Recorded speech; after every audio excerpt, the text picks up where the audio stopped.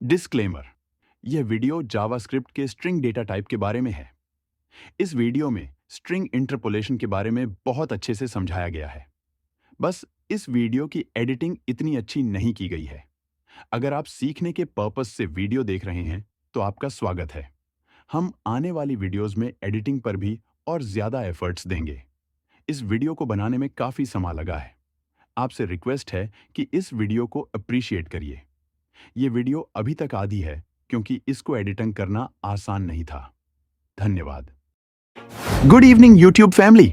आज हम जावास्क्रिप्ट के स्ट्रिंग डेटा टाइप को बिगिनर टू एडवांस लेवल तक समझेंगे, पर हम इसके बेसिक कॉन्सेप्ट्स को क्लियर करेंगे ताकि हमें आगे चलकर स्ट्रिंग डेटा टाइप में कोई प्रॉब्लम ना हो। I am your host mister wine. तो चलिए इसे भी सीखते हैं। Topic 1, basic of string data type. तो चलिए बात करते हैं कि आखिरकार स्ट्रिंग डेटा टाइप होता क्या है। देखिए, स्ट्रिंग डेटा टाइप को कैरेक्टर्स की चेन कहा जाता है। जैसे हम एक एक लेटर लिखकर वर्ड्स बनाते हैं, इसे ही स्ट्रिंग कहते हैं।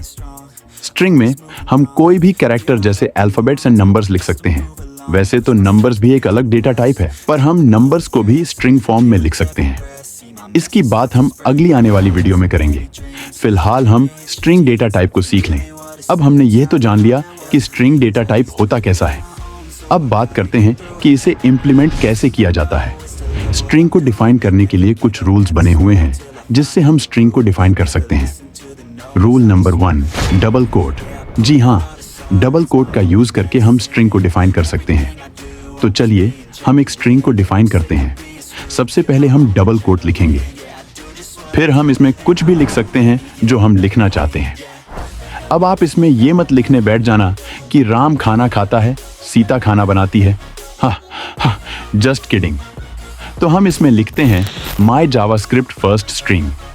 अब हमने एक स्ट्रिंग डिफाइन कर ली है, तो क्या ये काम करेगी? जी नहीं, क्योंकि हमें इन्हें स्टोर करने के लिए वेरिएबल की जरूरत होती है। नहीं तो जावास्क्रिप्ट को पता नहीं चलेगा कि हमारा कोड क्या है।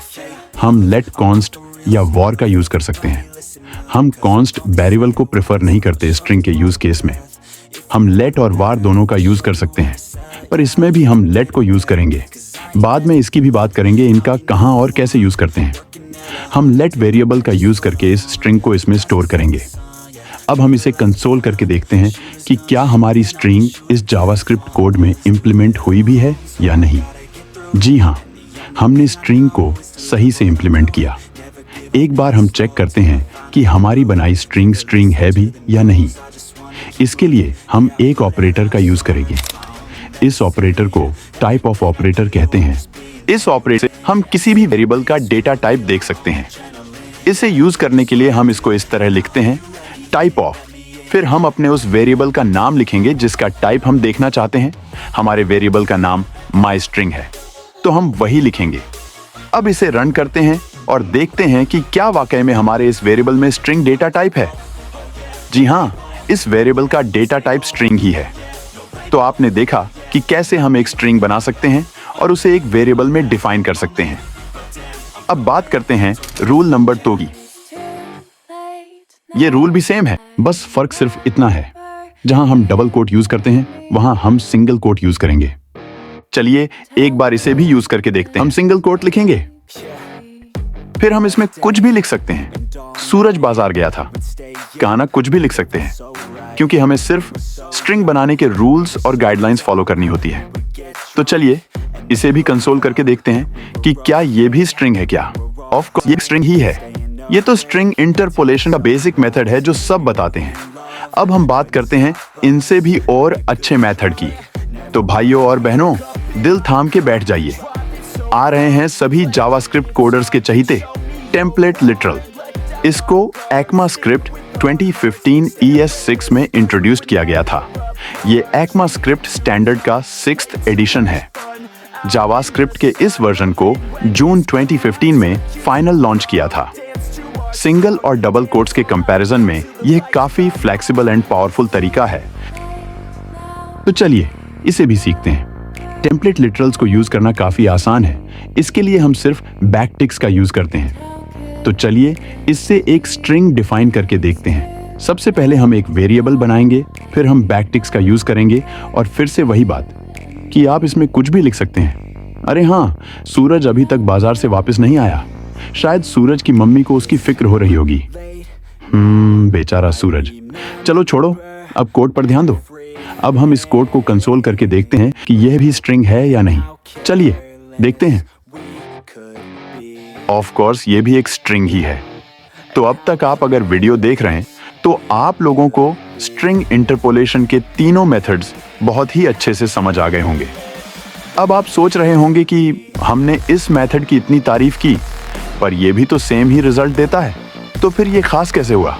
चलिए इसे भी समझते हैं। अगर मैं आपको कहूं कि आप सिंगल या डबल कोट का यूज करके मल्टी लाइन स्ट्रिंग बनाओ, तो क्या आप बना सकते हो? चलो आपका ये डाउट भी क्लियर करते हैं। जब हम सिंगल या डबल कोट का यूज करके मल्टी लाइंस लिखते हैं तो जावास्क्रिप्ट पहले ही हमें एरर शो करेगा, और अगर फिर भी आपका दिल नहीं मानता तो इसे कंसोल करके देख लेते हैं। देखिए रिजल्ट सिंटेक्स एरर आया, क्योंकि सिंगल और डबल कोट ये काम नहीं कर सकते। अब आप यह मत समझ लेना कि हम मल्टी लाइन को इन कोट से प्रिंट ही नहीं कर सकते। कर सकते हैं, पर यह मेथड थोड़ा लेंथी और कॉम्प्लिकेटेड हो सकता है, इसलिए हम टेम्पलेट लिटरल के यूज करते हैं। अब हमने कहा है कि हम स्ट्रिंग को पूरा कवर करने वाले हैं, तो फिर इस डाउट को भी क्लियर कर लेते हैं। Escape sequences and concatenate function, ये भी सिंगल और डबल कोट्स के लिए खास मेहमान है। जब भी आप मल्टी लाइंस स्ट्रिंग इंटरपोलेशन करना चाहते हैं, तब आपको इनको भी चाय पानी पूछना पड़ेगा। मजाक कर रहा हूं। एस्केप सीक्वेंस आपको सिंगल और डबल कोट्स में न्यू लाइन प्रिंट करने की परमिशन अलाउ करता है, और कॉनकैटनेट फंक्शन स्ट्रिंग्स को आपस में जोड़ने का काम करता है। तो चलिए इसे भी ट्राई करते हैं। सबसे पहले हम सिंगल या डबल कोट का यूज करके एक स्ट्रिंग बनाएंगे, फिर हम एस्केप सीक्वेंस का यूज करेंगे और एक और न्यू स्ट्रिंग बनाएंगे। अब दोनों को कॉनकैट फंक्शन के साथ जोड़ देंगे। कितना कॉम्प्लिकेटेड है यार। चलो सिखाते हैं इसे भी। अब इसे कंसोल करके देखते हैं। अरे वाह, ये तो काम करता है। तो इसका मतलब हम गलत थे इसके बारे में?